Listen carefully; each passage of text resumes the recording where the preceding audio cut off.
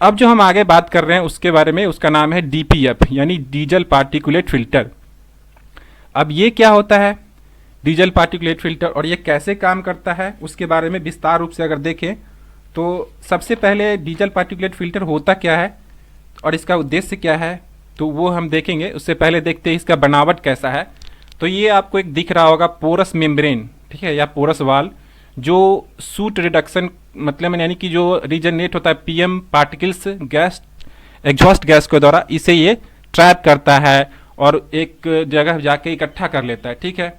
और बाद में रीजनरेशन प्रोसेस के थ्रू इसको हम जलाते हैं।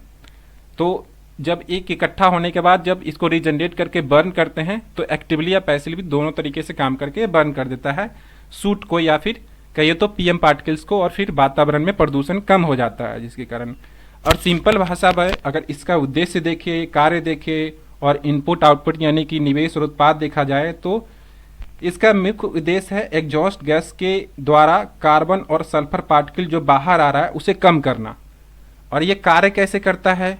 इसका कार्य करने का भी सिंपल तरीका है कि कार्बन पार्टिकल को इकट्ठा कर लेता है एक जगह पे और फिर उसे एक फिल्टर की तरह जलाने में काम करता है, यानी कि फिल्टर की तरह जला देता है और फिर एक आपको फिर से एक फ्रेश फिल्टर बनता है जिसमें फिर से डिपोजिशन होता है और फिर से वो रिजर्वेशन प्रक्रिया के थ्रू जला दिया जाता है। ये साइकिल रिपीट होते रहता है।